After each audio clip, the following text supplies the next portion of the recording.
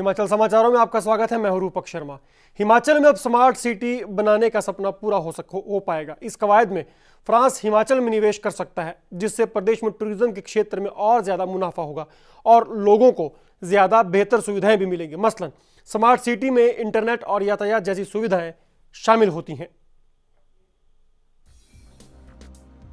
हिमाचल प्रदेश की बढ़ती आबादी और यहाँ की भौगोलिक परिस्थितियों का सर्वेक्षण करने के बाद फ्रांस जल्द ही हिमाचल में स्मार्ट सिटी बनाने के लिए निवेश कर सकता है। दूसरे राज्यों की तरह हिमाचल में भी जनसंख्या लगातार बढ़ती जा रही है। यही वजह है कि अब हिमाचल में और ज्यादा सुविधाओं की दरकार है। शिमला पहुंचे फ्रांस के एम्बेसडर ने बताया कि हिमाचल की भौगोलिक परिस्थितियों और पर्यटन की अपार संभावनाओं को देखते हुए पूरे हिमाचल का दौरा किया गया है। Reorganizing, modernizing the cities in Himachal Pradesh is also an example of what could be done on a broader scale on smart cities. We are not identifying a smart city. I am saying it is part of the same kind of job, which is to bring technology, to bring solutions to the problems, and then of course fix them. Those are the key areas in which we discussed with the Honourable Chief Minister this morning are power, transport, waste management and energy efficiency. But of course the meetings are going to start now between the companies and their authorities of competent authorities, and they may identify more areas when you go into the details, of course, that can come out.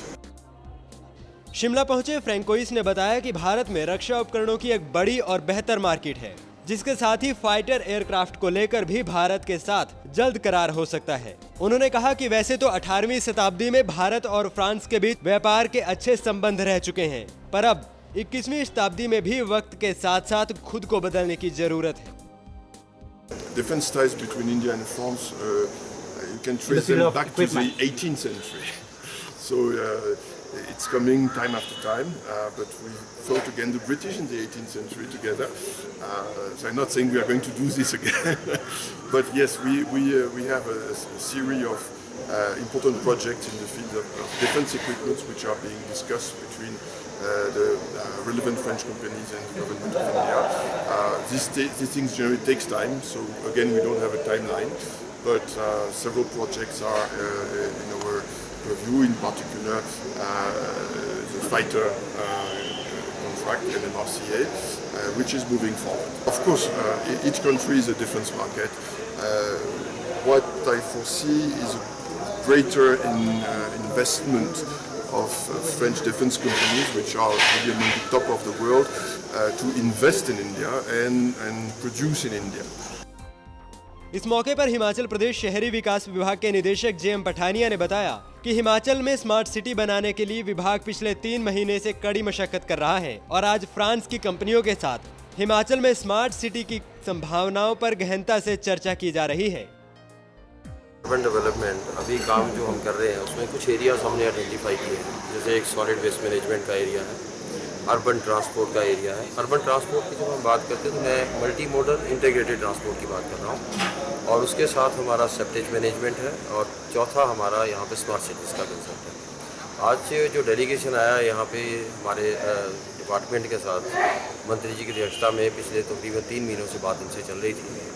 अब इसमें इनकी companies जो आई हैं या जो इनकी expertise है इनके पास, वो आज हम देखेंगे कि कौन कौन सी चीज़ें इनके पास उपलब्ध हैं। जैसे अर्बन ट्रांसपोर्ट में इनकी क्या कैपेसिटी है, सॉलिड वेस्ट मैनेजमेंट में इनकी क्या कैपेसिटी है, स्मार्ट सिटीज़ के लिए इनकी क्या कैपेसिटी है। उसके बेस के ऊपर फिर हम देखेंगे जो आपका आगे काम होना है उसमें तो ज़रूरी नहीं कि यही कंपनीज उसमें आएंगी, वो तो जो हमारा ऑफिशियल प्रोसीजर है, टेंडरिंग प्रोसेस है, उसमें जाके हम करेंगे।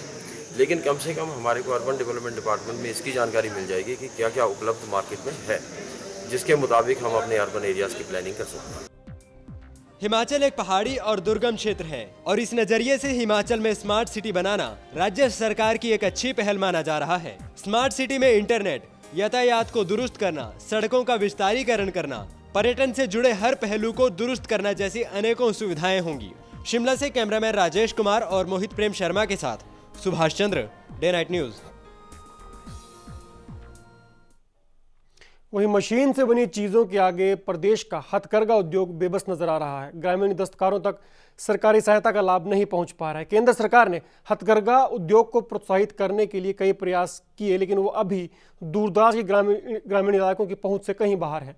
हिमाचल में हथकरघा का सालाना टर्नओवर 100 करोड़ से ज़्यादा का है। बावजूद इसके इस व्यवसाय से जुड़े लोग अब बेबस हैं और व्यवसाय को मनरेगा से जोड़ने की मांग कर रहे हैं। हिमाचल प्रदेश के दूर दराज ग्रामीण इलाके जहां आज भी विकास का पैमाना नहीं बदला है और पारंपरिक व्यवसाय ही रोजी का एक माध्यम बना है, लेकिन खासकर अब हथकरघा उद्योग अब मशीन मेड के आगे फीका पड़ रहा है। हालांकि केंद्र सरकार ने हथकरघा उद्योग को प्रोत्साहित करने के लिए 40 करोड़ रुपए की सहायता हिमाचल को दी है, लेकिन ऐसी योजनाओं का लाभ हथकरघा से जुड़े बड़े उद्योग उठा रहे हैं। पारंपरिक तरीके से हथकरघा के धंधे से जुड़े लोगों की माने तो इस काम में मेहनत अधिक लगती है, क्योंकि सारा काम हाथ से होता है, जिसमें लागत मशीन मेड से अधिक आती है। दूसरा, लोगों को असली और नकली का ज्ञान भी नहीं होता।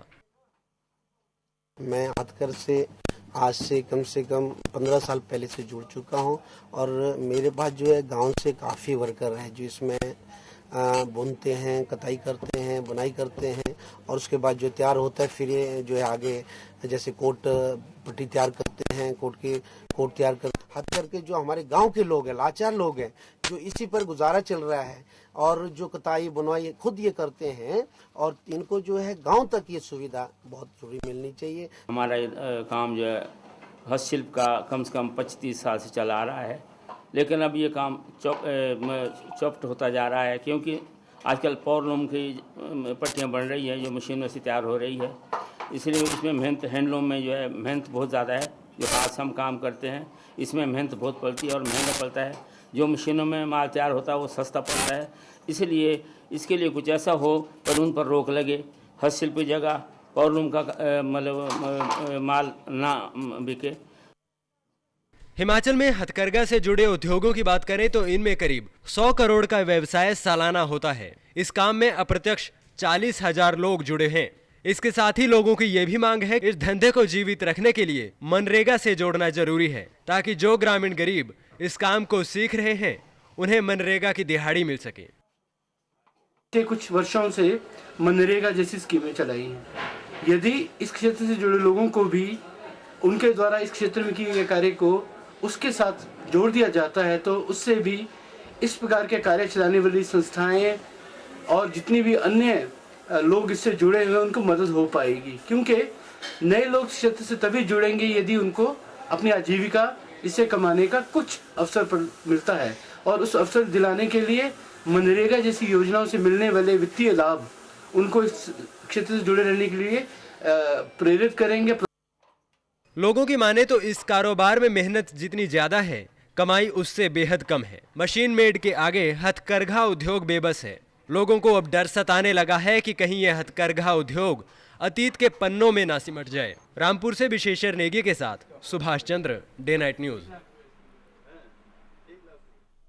सोलन में लैंडस्लाइड की एक घटना में 2 लोगों की मौत हो गई। वागना घाट के गांव कशमाड़ी में अंतिम संस्कार करने गए 2 लोगों पर अचानक पहाड़ से आया एक मलबे का हिस्सा बैठ गया, जिससे मौके पर ही 19 साल के नितेश और 75 साल के परमानंद की मौत हो गई।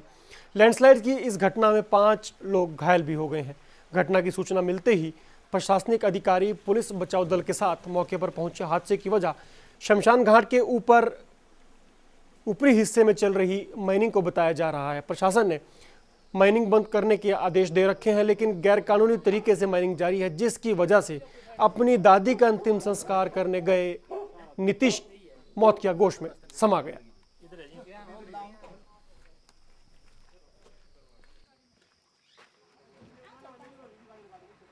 क्रिमेशन में आए थे, यहाँ पर डेड बॉडी रखी हुई थी। यहाँ लोग लकड़ी इकट्ठी कर रहे थे, कुछ यहाँ थे लोग, और जैसे ही यहाँ बैठे थे ऊपर से आवाज़ आई और कुछ आदमी भागे के ऊपर से स्लिप आ गया।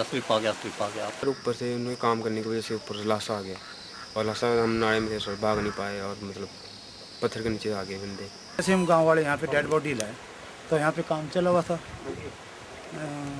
तो कंस्ट्रक्शन का समझो या माइनिंग का, तो हमने भारती जी को फ़ोन किया भाई यहाँ पे काम थोड़ी देर के लिए बंद करें, जब तक हम डेड बॉडी नहीं यहाँ पे जला देते हैं। काम चला हुआ था।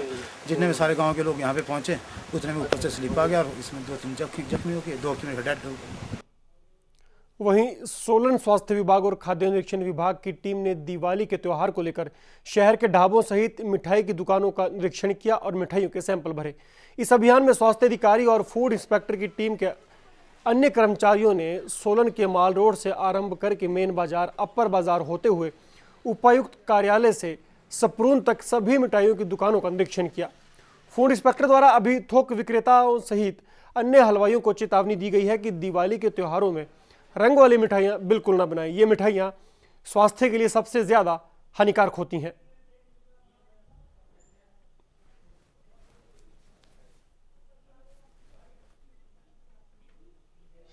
सोलन में मुहिम चलाई है हमने। इसमें दिवाली के आसपास हमेशा ही चलाते हैं। इसमें विशेषकर हम खोए पे नज़र रखेंगे, जो नकली खोआ यूपी वगैरह से बाहर से आता है। मैंने स्पेशली सबको आदेश दे दिए हैं कि वो खोआ जो है या तो ब्रांडेड लें, जो ब्रांडेड कंपनी होगी उनका कम से कम उनके पास बिल तो होगा ना, तो बिल के आधार पर अगर खोए में कोई खराबी निकलती है तो हम कंपनी को तो पकड़ सकते हैं। लिहाज से जो है बाकी ज़्यादा जो है ना, हर दुकान की इंस्पेक्शन की जाएगी, उन्हें समझाया जाएगा दिवाली से पहले क्या करना है, कैसे करना है, और जो चीज़ें नहीं है वो बिल्कुल जो है प्रोवाइड करनी है। तो उनको बिवेयर भी करना है। हमारा काम किसी को सैंपल लेके या कुछ करके तंग करना नहीं है। हमारा काम है किसी को बिवेयर करना, उसे समझाना, ताकि वो गलती ना करें। और उसके बावजूद भी अगर वो गलती करता है तो उसके लिए फिर हम कानूनी कार्रवाई करेंगे। उधर महिला सशक्तिकरण को बढ़ावा देने के लिए मैक्लोडगंज पहुंची miss Europe 2007, miss heritage Ecuador और वेनेजुएला की मिस टूरिज्म 2007 जैसी विदेशी हस्तियां बुधवार को तिब्बती धर्मगुरु दलाई लामा से मुलाकात करने गई। दलाई लामा से मिलने के बाद इन सुंदरियों ने उगने त्रिनले दोरजी 17वें करमापा से भेंट कर आशीर्वाद प्राप्त किया। तिब्बती समुदाय के सर्वोच्च धर्मगुरु दलाई लामा और गुरु करमापा से आशीर्वाद पाकर विदेशी सुंदरियों miss Europe 2007, miss heritage Ecuador और वेनेजुएला की मिस टूरिज्म 2007 ने बुधवार को भारत में महिला सशक्तिकरण को लेकर अपनी मुहिम की शुरुआत कर दी है। ग्लैमर की दुनिया में राष्ट्रीय और अंतर्राष्ट्रीय रैंप पर अपनी अदाएं बिखेर चुकी ये सुंदरियां बुधवार को तिब्बती धर्मगुरु दलाई लामा और करमापा से उनके निवास स्थान पर मिली हैं। Yes, we are delegates from all around the world. We are here from Romania, Eastern Europe, Malta, Venezuela, Ecuador, also Malta. I said Malta, yes. We are making a global campaign for women empowerment. We are starting it from India.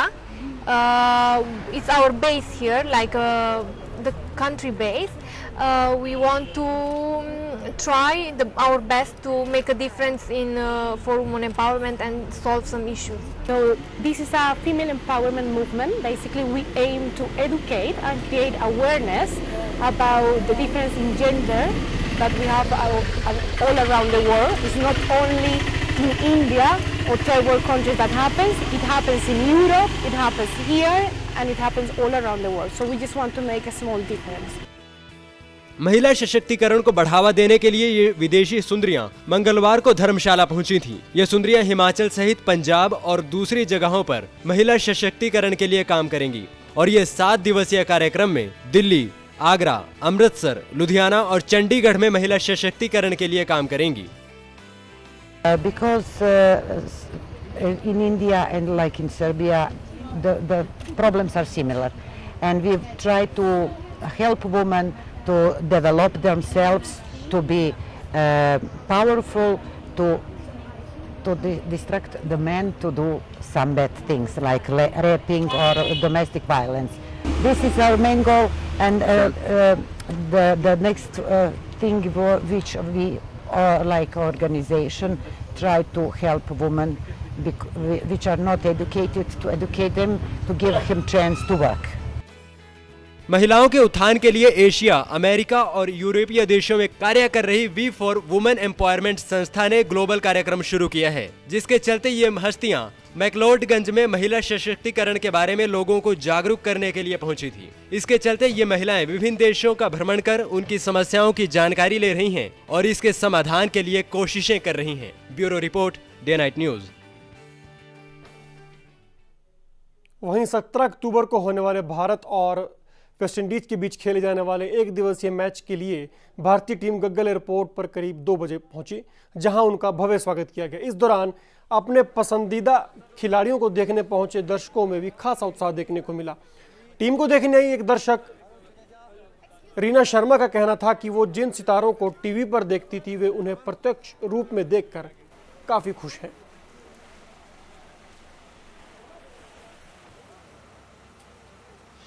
मैं यहाँ पे अपनी Indian cricket team से मिलने आई थी।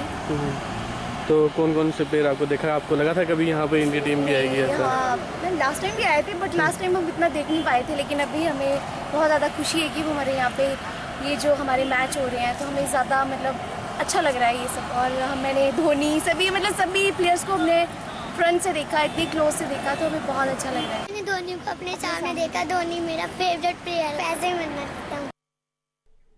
प्रदेश विश्वविद्यालय की अंतर्राज्यीय 37वीं महिला बास्केटबॉल खेल प्रतियोगिता नाहन के ऐतिहासिक चौगान मैदान में शुरू हुई।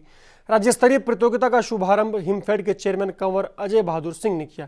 प्रतियोगिता में प्रदेश भर के 15 कॉलेजों से करीब 175 खिलाड़ी हिस्सा लेने पहुंचे हैं, जो 3 दिनों तक यहां अपनी प्रतिभा दिखाएंगे। प्रतियोगिता के आयोजन को लेकर महिला खिलाड़ियों में भारी उत्साह देखा जा रहा है। आयोजन को लेकर प्रदेश भर से यहां पहुंची खिलाड़ी काफी खुश नजर आई।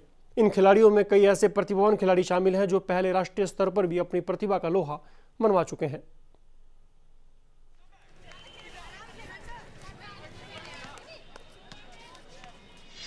महिला कॉलेज की जो बास्केटबॉल प्रतियोगिता है वो खेली जा रही है।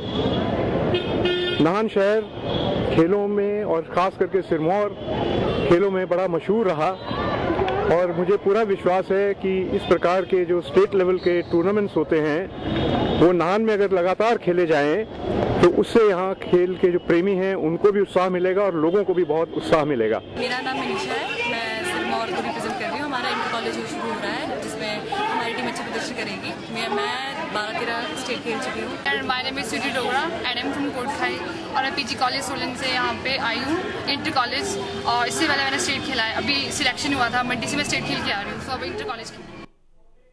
एनआरएचएम के तहत सरकार द्वारा चलाई जा रही 108 नेशनल एम्बुलेंस सेवा पहाड़ी राज्य हिमाचल के लोगों के लिए वरदान साबित हो रही है। पिछले 4 सालों में राज्य के करीब 4,96,000 लोग इस सेवा का लाभ उठा चुके हैं। लोग इस सेवा को लेने में भी यहाँ काफ़ी दिलचस्पी ले रहे हैं, जिससे सरकार की यह योजना सफल साबित होती नजर आ रही है। नाहन में आयोजित एक कार्यक्रम के दौरान 108 नेशनल एम्बुलेंस से जुड़े कर्मचारियों ने इस योजना से जुड़े आंकड़े पेश किए। कार्यक्रम में नेशनल एम्बुलेंस सेवा के कर्मचारियों के साथ साथ कुछ ऐसे लोगों को भी सम्मानित किया गया जिन्होंने आपातकालीन स्थिति में लोगों की मदद की थी। अकेले सिरमौर में पिछले 3 सालों में करीब 59,000 से ज़्यादा लोग इस एम्बुलेंस सेवा से लाभान्वित हुए हैं।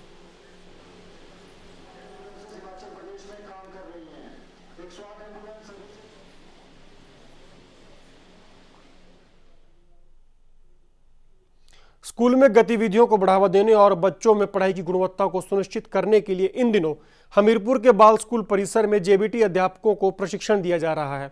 इस ट्रेनिंग शिविर में करीब 100 अध्यापक हिस्सा ले रहे हैं और प्रशिक्षण में नई तकनीकों की जानकारी दी जा रही है। प्राइमरी स्कूल के बच्चों को किस तरह से नई तकनीकों से पढ़ाई करवाई जाए और स्कूल के बच्चों की गतिविधियों को किस तरह से अमली जामा पहनाया जाए, इसके लिए यहाँ पर पूरी ट्रेनिंग दी जा रही है।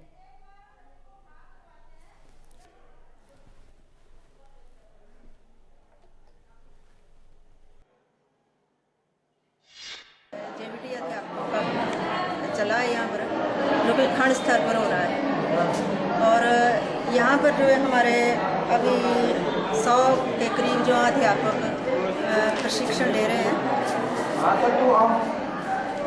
और बच्चों को यहाँ पर हमारे 2 ग्रुप चले हैं। अर्ली ग्रेड टीचिंग में जो है हम अध्यापकों को बता रहे हैं कि कैसे पहली और दूसरी वाले बच्चों को हमने पढ़ाना है।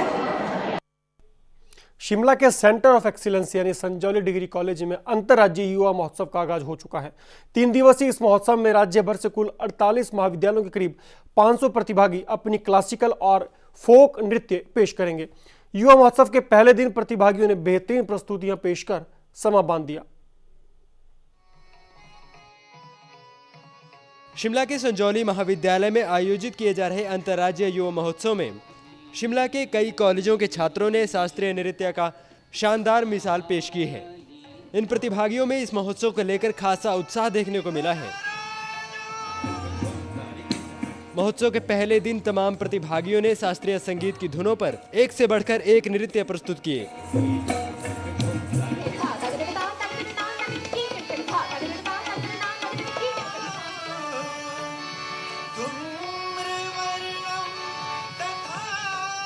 शास्त्रीय नृत्य की धुनों पर मंच पर थिरकते प्रतिभागियों के थिरकते कदमों को देखकर सहज ही अंदाजा लगाया जा सकता था कि इन्होंने कई दिनों तक महोत्सव में अच्छा स्थान प्राप्त करने के लिए कड़ा अभ्यास किया होगा। अभी मैंने क्लासिकल डांस कथक परफॉर्म किया है और प्रैक्टिस करने में तो 30 डेज लगे हैं। मेरी फर्स्ट परफॉर्मेंस थी क्लासिकल पे, तो अभी थोड़ा सा नर्वस हूँ। कि बहुत एक्साइटमेंट हूँ, नर्वस भी थी थोड़ी सी, पर अच्छा लगा कि जब जाके आते हैं तब तो बहुत अच्छा फील होता है। ऐसे तो जाते वक्त तो बहुत डर लगता है कि नहीं, पर अच्छा लगा। मैं पिछले 15 सालों से यूथ फेस्टिवल में आ रहा हूँ।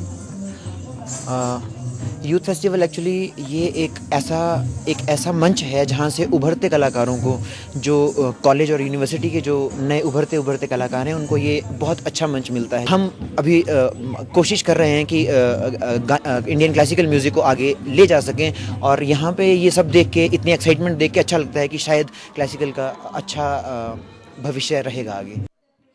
वहीं संजौली कॉलेज के प्रधानाचार्य डॉक्टर JS नेगी ने युवा महोत्सव के आयोजन पर खुशी व्यक्त करते हुए सभी प्रतिभागियों को जीत की शुभकामनाएं दी। नेगी ने कहा कि कला प्रतिस्पर्धा के इस दौर में इस तरह का मंच उन छात्रों के लिए किसी बड़ी सौगात से कम नहीं, जो इस क्षेत्र में अपने प्रदर्शन के जरिए अंतर्राष्ट्रीय स्तर पर अपनी अलग पहचान बनाना चाहते हैं।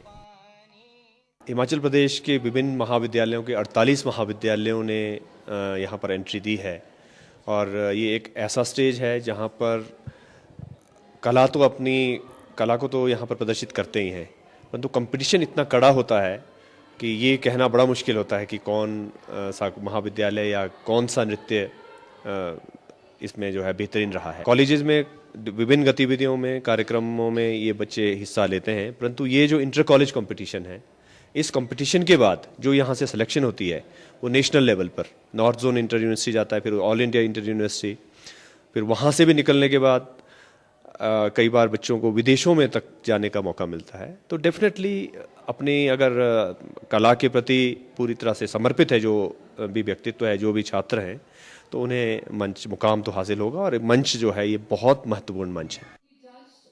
ये युवा महोत्सव 18 अक्टूबर तक आयोजित किया जा रहा है।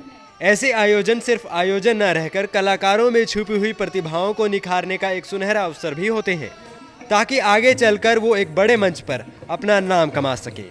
शिमला से कैमरामैन राजेश कुमार और मोहित प्रेम शर्मा के साथ Subhash Chandra, day night news.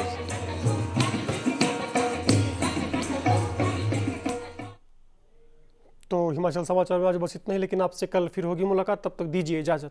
नमस्कार। खबरों की दुनिया में आइए, हमारे साथ कहीं भी और कभी भी जुड़िए।